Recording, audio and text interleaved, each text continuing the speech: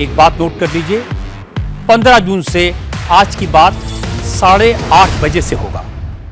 ममता के खिलाफ खुलेआम बगावत करने वाले टीएमसी के सांसद अब अपना अलग गुट बनाने के करीब पहुंच गए हैं। इन बागी सांसदों की आज दिल्ली में 2 अहम बैठक होने वाली है। अब से करीब 1 घंटे बाद ये सांसद बीजेपी नेता भूपेंद्र यादव के घर पर मिलने वाले हैं। उसके बाद आज रात को बंग भवन में डिनर होगा, जिसमें टीएमसी के सभी 20 बागी सांसद भी शामिल होंगे। और इसके बाद ये सभी सांसद कल लोकसभा स्पीकर ओम बिरला से मिलकर अलग गुट बनाने का दावा पेश करेंगे। अलग गुट बनाने के लिए 19 सांसदों के समर्थन की जरूरत है, लेकिन कल ममता के बेहद करीबी माने जाने वाले सुदीप बंदोपाध्याय भी बागियों के गुट में शामिल हो गए। इसके बाद अब ये आंकड़ा जो है 19 से बढ़कर 20 तक पहुंच गया है, यानी कि अलग गुट अब बन सकता है। ममता के पास अब केवल 28 में से 8 सांसद ही बचे हैं। आज बैठक के लिए टीएमसी के बाकी सांसदों का कोलकाता से दिल्ली पहुंचना भी जारी है। और अभी तक माना यह जा रहा था कि टीएमसी के बागी सांसद काकोली घोष दस्तीदार को अपने संसदीय दल का नेता बनाना चाहते हैं। शताब्दी रॉय का नाम उपनेता के लिए आ रहा था, लेकिन इस कैंप में सुदीप बंदोपाध्याय के शामिल होने के बाद कहा यह जा रहा है कि बागी अब उन्हें अपने संसदीय दल का नेता बना सकते हैं। पिछले साल अभिषेक बनर्जी के टीएमसी संसदीय दल का अध्यक्ष बनने से पहले जो ये जिम्मेदारी वो सुदीप बंदोपाध्याय को ही मिली हुई थी। टीएमसी संसदीय दल के नेता का पद से हटाए जाने से सुदीप बंदोपाध्याय नाराज थे और उसके बाद उन्होंने ममता कैंप छोड़ने का फैसला ले लिया। यानी कि अब ममता की मुश्किलें बहुत ज्यादा बढ़ गई है। बागी सांसदों का दिल्ली पहुंचना जारी है। इसमें कुछ जो नाम है वो आपको बता दें। बापी हलदर कोलकाता से रवाना हो चुकी हैं और थोड़ी देर में बापी हलदर भी दिल्ली पहुंच जाएंगी। वहीं काकोली घोष, माला रॉय, जून माल्या, शर्मिला सरकार समेत 10 से ज्यादा बागी गुट के सांसद दिल्ली पहले ही पहुंच चुके हैं। थोड़ी ही देर पहले सयोनी घोष भी दिल्ली पहुंची और पहली बार चुप्पी तोड़ी। सयोनी घोष ने कहा कि जब वक्त आएगा वो उस पर जवाब देंगी। क्या कुछ कहना चाहते हैं? अभी कुछ नहीं कहना है, जब बोलने का वक्त आएगा तब कह देंगे।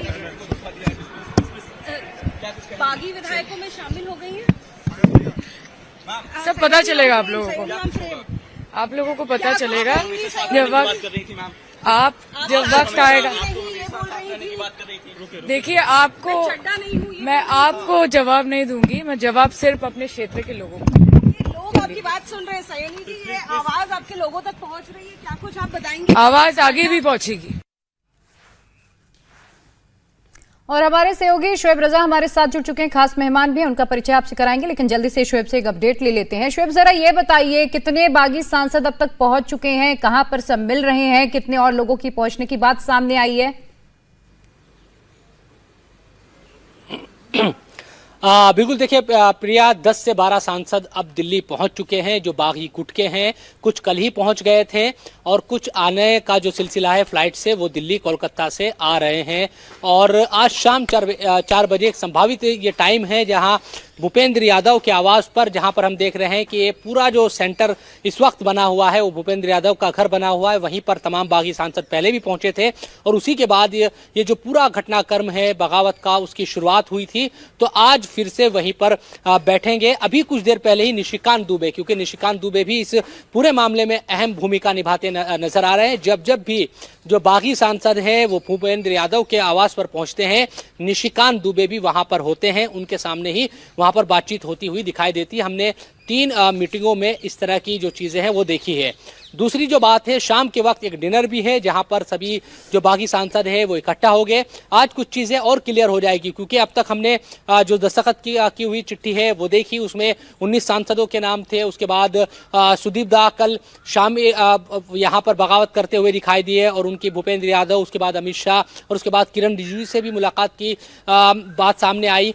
तो 20वें सांसद वो हो गए। लेकिन आज जब भूपेंद्र यादव के घर शाम के 4 बजे जो संभावित समय है जब पहुंचेंगे, उसके बाद जो बंग भवन में एक डिनर रखा गया है, तो स्थिति और क्लियर हो जाएगी कौन कौन से चेहरे हैं और जो दस्तखत करने वाले नाम हैं क्या वो अब बात भी करेंगे। कुछ सांसद खुलकर बोले हैं, कुछ अभी भी बोलने से बच रहे हैं, क्योंकि कल मुलाकात होनी है स्पीकर से। उससे पहले सबको दिल्ली पहुंचना है और कल स्पीकर से इनकी मुलाकात होगी। ये ऑफिशियली बयान भी दिया गया है कई सांसदों के द्वारा। शुभेंदु अधिकारी को लेकर भी दे दीजिए, क्या सीएम शामिल हो रहे हैं, नहीं हो रहे हैं, क्योंकि बताया जा रहा है कि अभी भी उनके आने पर सस्पेंस बना हुआ है। इस पर क्या अपडेट है? देखिए, अभी तक जानकारी के मुताबिक वो दिल्ली नहीं आ रहे हैं। उनका कार्यक्रम है उसी वक्त जिस वक्त दिल्ली आने का के लिए कहा गया था, तो सीएम नहीं आ रहे हैं, इस तरह की सूचना अभी तक है। सिर्फ सांसद आएंगे और जो बागी सांसद हैं उनकी भूपेंद्र यादव से मुलाकात है, उसके बाद वो खुद बैठेंगे बंग भवन में। और कल की जो रणनीति है, स्पीकर से जब मिलेंगे तो वहां पर किस तरह की जो एक भाषा होगी, उन तमाम चीज़ों को लेकर भी डिस्कशन किया जाएगा और उन्हीं चीज़ों को फिर आगे बढ़ाया जाएगा। तो दो अहम चीजें आज होने वाली है और फिर कल का दिन सब देखेंगे कि कल क्या होता है, स्पीकर की तरफ से किस तरह से चीजें आगे कही जाती है। शुक्रिया शोएब आपका तमाम जानकारी के लिए। और अब अपने खास मेहमानों से आपका परिचय करा देते हैं। शुद्धशील घोष सीनियर जर्नलिस्ट हमारे साथ जुड़ चुके हैं, राशिद किदवई सीनियर जर्नलिस्ट हमारे साथ जुड़े, एसके दत्ता राजनीतिक विश्लेषक के तौर पर हमारे साथ जुड़े हैं, साथ ही तुषार गुप्ता राजनीतिक विश्लेषक है हमारे साथ जुड़े हुए हैं। सबसे पहले शुद्धशील घोष जी, मैं आपका रुख करना चाहूंगी क्योंकि आप बड़े करीब से वहां की राजनीति को समझते हैं। क्या बंगाल में एक नई राजनीति का जो अध्याय है वो शुरू होने जा रहा है? आखिर ऐसा क्या हुआ कि जो ममता के इतने करीबी थे वो धीरे धीरे खिसकते गए और जो अब 8 वफादार हैं वो कब तक वफादार रहेंगे? देखिए, यहाँ पर जो तृणमूल कांग्रेस के अंदर हो रहा था, इसका प्रेडिक्शन हमने 2022 का मार्च अप्रैल में ही कर दिया था। तभी हमने बोला था, आप हमारा पुराना वीडियो उठा के देख लीजिए, कि तृणमूल कांग्रेस कोई पॉलिटिकल पार्टी है ही नहीं। पॉलिटिकल पार्टी बनते हैं नीति और आदर्श से, तो तृणमूल कांग्रेस के ये कुछ है नहीं। ये लोग जो इनके साथ अभी जुड़े हुए हैं वो सत्ता में हैं और उसको मिसयूज करके खुद को कमाने के लिए इसके साथ है।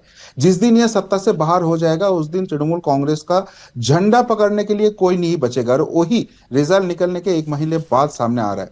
लेकिन मैं यहाँ पर और 2 चीज इंपॉर्टेंट बोलना चाहता हूँ। जिस दिन ये पहले बात हुआ था कि एनडीए का एक अलग से ब्लॉक ये तृणमूल कांग्रेस बना रहा है और एनडीए में जुड़ रहा है, तो उस दिन ममता बनर्जी के साथ 4 सांसद थे, जहां पर सुदीप बनर्जी भी था। लेकिन मैंने बोला था कि जो लोग ये ममता बनर्जी के साथ में है वो लोग असल में ममता बनर्जी के साथ नहीं है। वहां पर एक धुरंधर छुपा बैठा है और वो इसलिए बैठा है कि ममता बनर्जी, अभिषेक बनर्जी क्या डिसीजन ले रहा है वो लेके बागी ग्रुप को पास करना है, इसलिए अभी चुप के बैठा है। लेकिन सारे उनके ही उंगली के हिलन से हो रहा है और वो एक धुरंधर अभी सामने आ गया, उनका नाम है सुदीप बनर्जी। क्यों मैं ये नाम बोल रहा हूँ? देखिए, पहले जब 19 नाम आया था, जो नंबर चाहिए था इसको अलग से ब्लॉक बनाने के लिए, ध्यान से देखिए वहां पर जो एमपीज ने साइन किया था, वहां पर काकोली घोष दस्तीदार ने अपने नाम के पहले चीफ व्हिप ये वाला शब्द लगाए थे और वहां पर शताब्दी राय अपने नाम के पहले उप दल नेता ये नाम लगाया था। तो उसके मतलब उनका जो लीडर तभी तैयार था और दूसरे कोई बनने जा रहा है जो चुप के बैठे हैं ममता बनर्जी के साथ। और सुदीप बनर्जी सामने आने के बाद अभी ये न्यूज आ रहा है कि सुदीप बनर्जी होने जा रहा है इन लोगों का लीडर। तो इसके मतलब सुदीप बनर्जी वहां पर बैठ के सारे चीज वहां से कैलकुलेट कर रहे थे और बाद में आके यहाँ पर उनको दल नेता का पद मिल गया है। अब बाकी जो आप 8 नाम बोल रहे हो, अभी तो काकोली घोष दस्तीदार ने एक बड़ा बयान दे दिया कि 20 नहीं, हमारे पास 22 लोग हैं। तो वो 2 लोग कौन हो सकता है? अभी जो 8 लोग जिसने क्लियरली कंफर्मेशन दिया है या तो ममता बनर्जी के साथ है और नहीं तो ये कंफर्मेशन नहीं दिया है कि वो बागी ग्रुप के साथ है। वो नाम है अभिषेक बनर्जी, कल्याण बनर्जी, सौगत राय, महुआ मोइत्रो, कीर्ति आजाद, शत्रुघ्न सिन्हा। लेकिन 2 सांसद है, प्रतिमा मंडल जो पहले बयान दी थी कि मैं ममता बनर्जी के साथ ही हूँ, और साजदा अहमद उलुबेरिया से उसने कोई बयान ही नहीं दिया। अभी लग रहा है कि ये प्रतिमा मंडल और साजदा अहमद भी ये बागी ग्रुप में आ गया है, क्योंकि हमने पहले देखा दीपक अधिकारी देव, उसने बोला था मैं दीदी के साथ हूं, लेकिन आखिर में वो रेबल ग्रुप में साइन कर दिया। तो जो भी अभी बचा है इसमें से बहुत सारे सिंगल आ रहा है। और हमने जो बोला था नंबर 7 दिन पहले कि ये 19-20 का मामला नहीं है, 23 सांसद है, वो 23 सांसद ही ये बाहर आने वाले हैं। ठीक है राशिद किदवई साहब, ममता बनर्जी जमीन से जुड़ी हुई नेता है, जमीन से उठी हुई नेता है और बड़ी मेहनत करके उन्होंने पार्टी खड़ी करी। उनसे आखिर चूक कहां हो गई? क्या वो ये कभी समझ ही नहीं पाई कि जो लोग उनके साथ हैं वो उनके अपने नहीं हैं? क्या ऐसा भतीजे के मुंह में ममता बनर्जी ने बातें नजरअंदाज की अपनी सीनियर नेताओं के कि आज उनकी पार्टी टूट के मुहाने पर खड़ी है और अब अलग गुट बनाने की मांग होने लगी? जी प्रिया, जो आप कह रही है ममता बनर्जी से चूक हुई, उन्होंने अनदेखा किया, उन्होंने अपने भतीजे के प्रति मोह, ये तमाम चीजें एक राजनीतिक कटघरे में उनको खड़ा करती है। आज ममता बनर्जी की आलोचना करना तो एक बड़ा आसान काम है, लेकिन मैं इसको प्रिया, मैं इसको दूसरे दृष्टिकोण से देखता हूं। दरअसल राजनीतिक दलों में, और मैंने एक लंबा उसका इतिहास देखा है, इंदिरा गांधी के साथ दो बार ऐसा हुआ, 1969 स्प्लिट हुई, 1977 स्प्लिट हुई। 77 स्प्लिट में करीब 3/4 कांग्रेस के लोग जो थे वो इंदिरा गांधी को छोड़ के चले गए थे, और वो काफी इंदिरा गांधी संजय गांधी के खिलाफ काफी वो था। लेकिन आते आते मतलब 1969 तक से लेकर 1980 में उनकी राजनीतिक रूप से बड़ी वापसी हुई। इस तरीके से हमने देखा एनटी रामाराव के साथ में भी ऐसी हुआ था। चंद्रबाबू नायडू उनको छोड़ के चले गए थे, और तमाम उनके जो दामाद वगैरह सब उनको छोड़ के चले गए थे, और एनटीआर कभी पनप नहीं पाए। हमने ये भी बात जो थी ठाकरे फैमिली में देखी, उद्धव ठाकरे के साथ में हुआ। तो ये राजनीति में कोई अनहोनी बात नहीं है, लेकिन उसको आप कैसे संभालते हैं, कैसे आते हैं, और असली और नकली का फैसला ये देखिए, थोड़ा सा भ्रांतिपूर्वक एक नैरेटिव बनाया जा रहा है। राजनीतिक दल की दो फाड़ होती है, संसदीय दल की नहीं। वो जो 10 शेड्यूल है वो बहुत ही इस मामले में मिसलीडिंग है, और सुप्रीम कोर्ट और तमाम उनकी वो है कि उनकी मान्यता ये है कि राजनीतिक दल में 2 फाड़ होनी चाहिए। तो ममता बनर्जी की राजनीतिक दल में 2 फाड़ नहीं हुई, मतलब उनकी जो वर्किंग कमेटी है, उनके जो उसके जो मेंबर हैं, जो उसके डेलीगेट्स हैं, वो कोर्ट कचहरी में वो मामला जाएगा इलेक्शन कमीशन के सामने। तो संसदीय दल में तो तोड़फोड़ करना बहुत आसान होता है, जैसे हमने अभी आम आदमी पार्टी में भी देखा। तो वो चीजें सांसद बड़े आराम से चले जाते हैं। और इसमें देखिए भाजपा की तरफ से भी एक चूक इस तरह की हो रही है कि कोई फिल्टर नहीं लगाया जा रहा है। वो तमाम लोग, सैनी घोष वगैरह ऐसे लोगों को लिया जा रहा है जिन्होंने बहुत ही आपत्तिजनक बयान दिए, और भाजपा से उनके रिश्ते। दूसरी बात, राजनीति जो है वो वैक्यूम में नहीं होती। 40% का एक वोट परसेंटेज है, वो वोट परसेंटेज किधर जाएगा? भाजपा के तो 40% वोट है, वो 40% उनके साथ बंगाल में रहेगा, हम कह सकते हैं 5 साल रहेगा। लेकिन जो 40% ने भाजपा के खिलाफ वोट दिया, वो कहां जाएगा? तो उसको एक, और ये लोग जिस तरीके की जो भूपेंद्र यादव जी की मीटिंग हो रही है, जो भाजपा का, और ये तमाम लोग जो उनके साथ दे रहे हैं, निशिकांत दुबे की आपके रिपोर्टर बात कर रहे थे, इससे तो वो तो एक साइड में राजनीति नहीं होती है। देश नागालैंड नहीं है, अपोजिशन लेस कोई भी संसद या विधानसभा नहीं हो सकती। और मुझे लगता है कि हमारे मित्र जो तुषार जो आपके इस पैनल में है, वो मेरी इस बात का समर्थन करेंगे। ठीक है।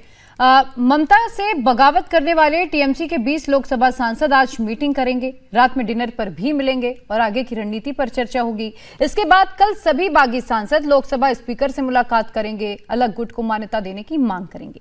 टीएमसी का बागी गुट स्पीकर सदन में अलग बैठने की जगह की स्पीकर से मांग करेगा। बागी गुट क्लेम कर रहा है कि असली टीएमसी वही है, जबकि ममता कैंप ये कह रहा है कि बीजेपी से हाथ मिलाने वाले इन सांसदों ने न सिर्फ दीदी और पार्टी से गद्दारी की, बल्कि बीजेपी के खिलाफ वोट देकर उन्हें सांसद बनाने वाली बंगाल की जनता को धोखा दिया है। ममता कैंप ये कह रहा है कि अगर इन सांसदों में हिम्मत है तो इस्तीफा दें और बीजेपी के सिंबल पर चुनाव लड़ लें। देखिए, ये जो एमपी लोकसभा का जो जा रहा है ना, क्या दिल्ली जा रहा है, डिनर है, क्या वेज मेनू है, क्या नॉन वेज मेनू है, ये सब क्या सुन रहा है, तो ठीक है। तो प्रॉब्लम ये है कि ये जो रेबल है ना, इसका मॉडल ये क्या है, राज्यसभा में रेजिग्नेशन मॉडल है, और लोकसभा में बीजेपी को घर में घुस जाना मॉडल है। तो राज्यसभा में वो लोग रिजाइन कर रहा है, तो लोकसभा में रिजाइन क्यों नहीं कर रहा है? जो आप इंडिपेंडेंट एमएलए एमपी नहीं हो, ये जो एमपीज अभी जा रहे हैं ना, तो वो तो तृणमूल कांग्रेस का दीदी का सिंबल में। और वोट कौन दिया? वोट तो एंटी भाजपा वोटर्स ने दिया। जो लोग भाजपा के खिलाफ वोट दिया, वो लोग ममता दीदी को ये एंटी भाजपा फोर्स समझ के आपको वोट दिया, ममता दीदी का उम्मीदवार। तो आप दिल्ली गए हो, आप एमपी बन गए हो एंटी भाजपा वोटर्स को वोट लेकर, और जा रहा हो भाजपा का दोस्त बनकर। ये सिर्फ ममता दीदी और तृणमूल के साथ नहीं, हर एक वोटर के साथ गद्दारी है। तुषार गुप्ता जी, रशीद किदवई साहब ने जो बातें की वोट परसेंटेज को लेकर, आप उससे कितना सहमत हैं? और साथ ही जरा ये भी हमारे दर्शकों को समझाइए कि अब जो डिनर पॉलिटिक्स होने जा रही है, उससे किसको कितना फायदा होगा? तमाम जो मीटिंग से अगर भाजपा के साथ विलय नहीं हो रहा है, भाजपा के साथ वो गुट उसमें मिलने नहीं जा रहा है, तो फिर आखिर भूपेंद्र यादव के घर में तमाम मीटिंग्स क्यों हो रही हैं? देखिए, भाजपा को तो मेरा यही कहना होगा कि एक मेहमान में और एक परिवार वाले में बहुत फर्क होता है। मेहमान है, खिलाइए पिलाइए, उनको अपने पास बिठाइए, पर परिवार में शामिल करना थोड़ा गलत होगा, क्योंकि जो ये सांसद है, जैसे इनकी टिप्पणियां रही हैं 4 मई से पहले, भाजपा के कार्यकर्ता को, भाजपा के उन कार्यकर्ताओं के परिवारों को जिन्होंने जमीन पे संघर्ष किया है, अपनी जान गंवाई है, उनको एक बहुत गलत मैसेज पहुंचेगा, और सिर्फ बंगाल में नहीं, देश भर में। पर अब बात करते हैं राजनीति की, जो एक नेशनल लेवल पे खेली जा रही है। पहला तो एक चीज हमें समझनी होगी, भाजपा इसमें 2029 के इलेक्शन को भी देख रही है। बंगाल से अगर वो 30 से ज्यादा सांसद, 30-32 से ज्यादा सांसद 2029 में ला सकती है, तो उनको यूपी और बिहार पे जो उनका डिपेंडेंसी है वो बहुत कम हो जाएगा। दूसरी चीज, डीलिमिटेशन, जो पिछली बार 131वां अमेंडमेंट था, जो पार्लियामेंट में रह गया था, अगर भाजपा को जरा सी भी उम्मीद है कि उसको पार कैसे लगाएं, आपको टीएमसी के 20-22 एमपी, डीएमके के 20-22 एमपी उनको साथ लाना होगा।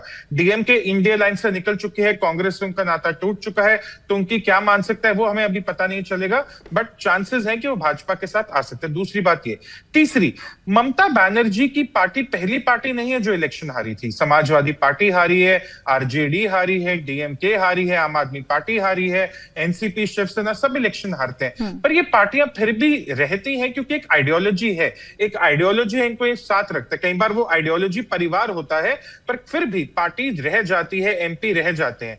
टीएमसी के केस में वो आइडियोलॉजी केवल पावर थी। जब तक सत्ता में थे, आइडियोलॉजी भी सत्ता थी, एक जो सपोर्ट था वो भी सत्ता के बेसिस पे था। अब वो सत्ता चली गई तो अब आइडियोलॉजी बची नहीं। बंगाल की राजनीति में एक चीज ये भी है, जो एक बार चला जाता है उसको वापस आने में दशक लग जाते हैं। यहां ये स्विंग स्टेट वाला हिसाब नहीं है, या 10, 15, 20 साल वाला हिसाब नहीं है। लेफ्ट जब एक बार पावर से गया वापस नहीं आया, कम्युनिस्ट जब पावर से गए वापस नहीं आए, अब टीएमसी को भी लोग ऐसे ही देख रहे। तो जो ये 20-22 सांसद आकर टीवी पे कहते ना कि नहीं हमारा जमीर जाग गया, हमें रियलाइज होता है कि हम कितने गलत है, ये सब अपॉर्चुनिस्ट है, ये सब मौका परस्त है। भाजपा को भी इनको ऐसे ही देखना चाहिए। अगर उनको कॉन्स्टिट्यूंट मेजॉरिटी, उनको एक स्पेशल मेजॉरिटी चाहिए, वो बात और है, पर अगर आप इस मेहमान को परिवार का सदस्य बना लेंगे, वो एक बहुत गलत मैसेज जाएगा। और मेरी ऐसी उम्मीद है कि भाजपा शायद ऐसा सोच भी नहीं रही है, मेहमान को मेहमान की तरीके से रखा जाएगा। एसके दत्ता साहब, आप इस पूरे घटनाक्रम को कैसे देखते हैं? यहाँ पे 2-3 बातें बहुत इंपॉर्टेंट हैं। पहली बात यह है कि टीएमसी जो था वो बेसिकली एक रोहिंग्या गुंडा सिंडिकेट गैंग था, और इन तीनों चीजों का एक सिंडिकेट था। सिंडिकेट धराशायी हो गया तो नेचुरल है कि गैंग के सारे जितने सारे फॉलोअर्स है वो तितर बितर होते हैं, या फिर आधा से ज्यादा कहीं ना कहीं पे जेल के सलाखे के पीछे होते हैं, और वही चीज बंगाल में हो रहा है। दूसरी बात यहाँ पे यह आती है कि आपने पूछा कि बाकी जो 8 है, शुरुआती उस पे आपके कमेंट रहा है, 8 में से बाकी और कौन बचेगा। मैं समझता हूं कि कल्याण बनर्जी, महुआ मोइत्र और अभिषेक बनर्जी को छोड़ के बाकी सब के सब पाला बदल सकते हैं, और पोटेंशियल है, और शायद कल परसों तक ये संख्या और बढ़ जाएगी। तीसरी बात यहाँ पे ये आती है कि क्या भारतीय जनता पार्टी इन सब लोगों को शामिल करेंगे। मैं सोचता हूं कि कतई नहीं करेंगे शामिल। ये सब के सब मेहमान एक्सटेंशन काउंटर के हिसाब से काम करेंगे, और उसी हिसाब से इनको रखा जाएगा। शामिल करने की बात की कोई गुंजाइश ही नहीं होती है, क्योंकि भारतीय जनता पार्टी की जब बात आती है वो एक बहुत ही स्ट्रक्चर्ड ऑर्गेनाइजेशन है। वहां पे कार्यकर्ताओं का बहुत अहमियत होता है, और फॉलोअर्स का बहुत अहमियत होता है, और कहीं ना कहीं पे आरएसएस की एक बहुत इंपॉर्टेंट भूमिका रहती है। इस तरह के बयान जिन लोगों ने दिया है, चाहे वो शाइनी घोष हो या फिर बाकी जितने हैं, वो सारे बयान केवल भाजपा के विरोध में नहीं था, सनातन धर्म के विरोध में आपत्तिजनक बयान था। तो नेचुरल है कि इन लोगों को परिवार में तो कतई शामिल नहीं किया जाएगा। ये सब के सब एक्सटेंशन के हिसाब से काम करेंगे।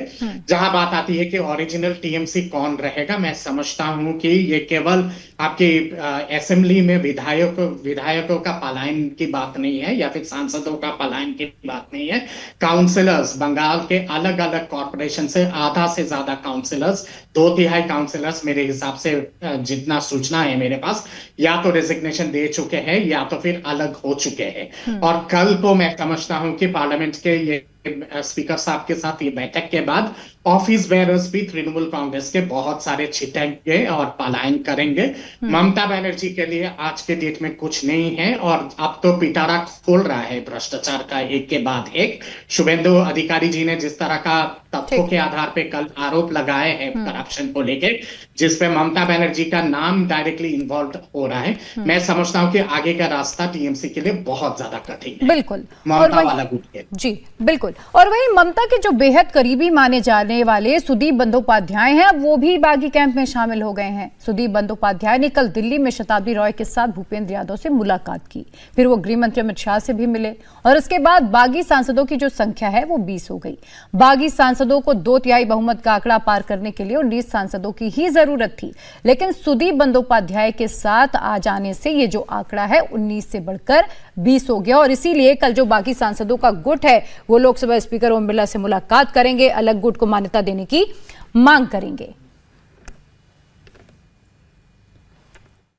मुझे पता है, मेरे साथ सुदीप को 3-4 दिन पहले बात हुआ, बोला अभी मैं कहीं नहीं जा रहा हूं, अगर कुछ करना है तो आपसे पूछ के करेंगे। लेकिन मैंने देखा कि शताब्दी को साथ लेके बंगाल के ऑपरेशन लोटस के इंचार्ज भूपेंद्र यादव के घर में पहुंच गए। और मैं क्या बताऊंगा, ये कोई पार्टी में रहना या छोड़ना, ये पूरा लोगों का नैतिकता पर निर्भर होता है। किसी को मन में ये लगता है कि ये जो पार्टी आपको इलेक्ट किया उसको आप छोड़ेंगे, तो आपको खुद का सिद्धांत बने लेने पड़ेगा। सुदीप बंदोपाध्याय लिए है, मुझे बोलना क्या है।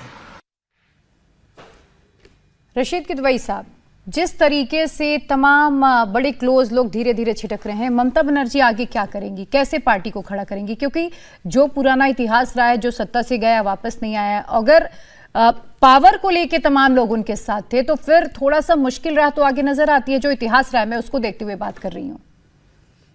जी प्रिया, बहुत समय पहले जब तृणमूल पार्टी बनी थी तो कांग्रेस के एक नेता मणिशंकर अय्यर जो थे, वो उन्होंने तृणमूल ज्वाइन की और 15 दिन बाद मणिशंकर अय्यर वापस आ गए। तो मैंने मणिशंकर अय्यर से संसद भवन में पूछा, मैंने कहा कि आप तो वहां गए थे। कहने लगे अरे मुझे तो इसका अंदाजा ही नहीं था, वो तो वहां पर मुझे लगा कि बंगाल के जो 3 मशहूर फुटबॉल क्लब है, वो चौथा क्लब तृणमूल है।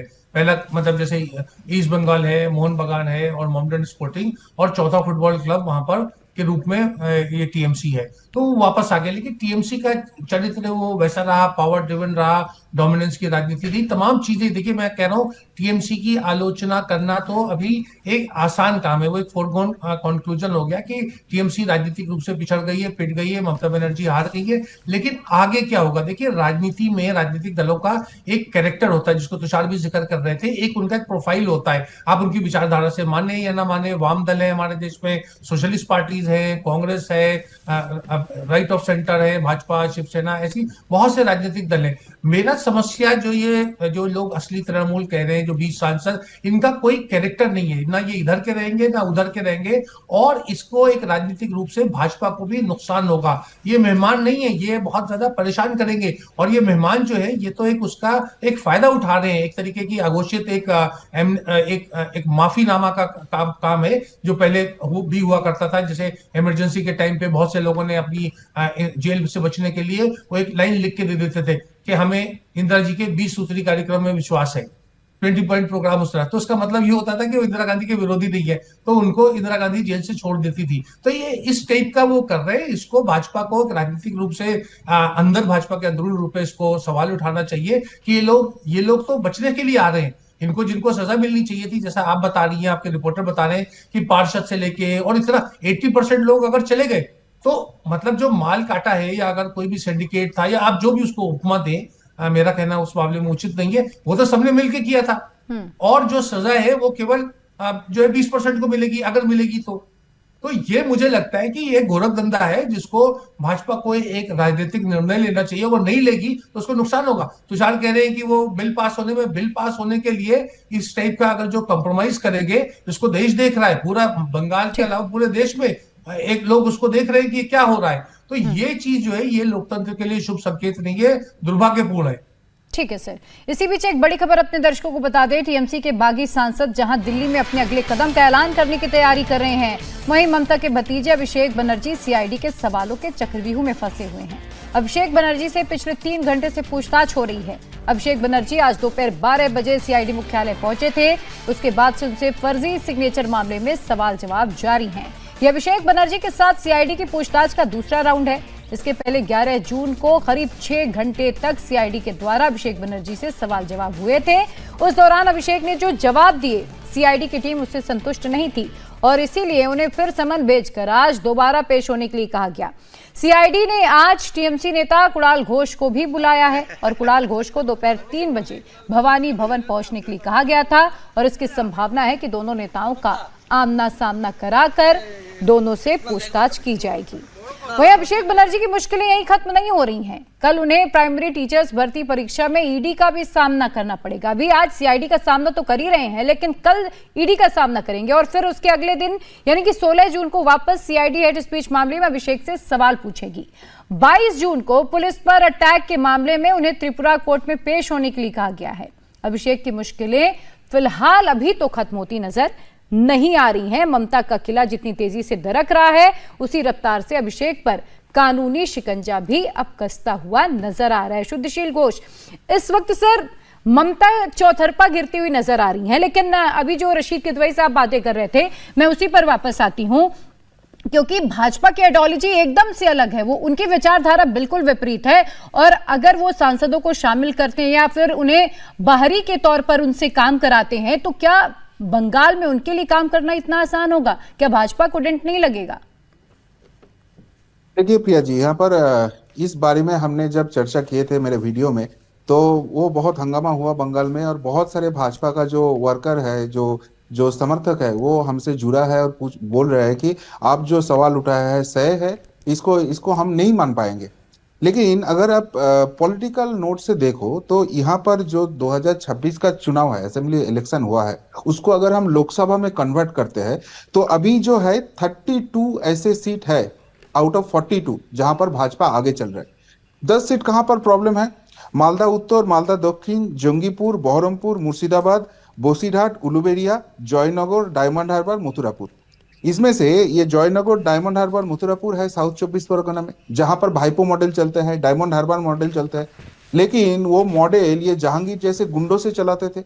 अगर ये जहांगीर जैसे गुंडे सिस्टम से साफ हो जाएंगे तो फलता जैसे रिजल्ट आएंगे। उसके मतलब ये जो 3 सीट है, जयनगर, डायमंड हार्बर, मथुरापुर, वहां पर भी भाजपा एज ले सकता है। और बाकी जो सीट का मैंने जिक्र किया है उसमें बोसीघाट और उलुबेरिया छोड़ के बाकी सारे जगह में भाजपा अभी सेकंड पोजीशन में है। उसके पास 3 साल है। हाँ, ये सारे सीट में बहुत सारे मुस्लिम वोट है लगन, लेकिन अगर भाजपा जो मोटो के साथ काम करते हैं, सबके साथ सबका विकास, सबका विश्वास, तो वो मुस्लिम वोट भी कन्वर्ट करने का चांसेस है। जो सेकंड है वो वहां पर टॉप हो सकता है। तो इसके मतलब ये सारे बागी लोगों के छोड़ के out of 40 Lok Sabha seat Bengal से जीतने का भाजपा का चांसेस है। तो मुझे यहाँ पर नहीं लगेगा कि अपने समर्थक या अपने वर्कर को वो रोषित करके ये सारे लोगों को इंक्लूड करेंगे। बिल्कुल, बंगाल की राजनीति का ऊंट किस करवट बैठेगा, आज इसका जो फैसला है शाम को दिल्ली में हो जाएगा। आप सभी मेहमानों का बहुत शुक्रिया हमारे साथ इस पूरी चर्चा में जुड़ने के लिए।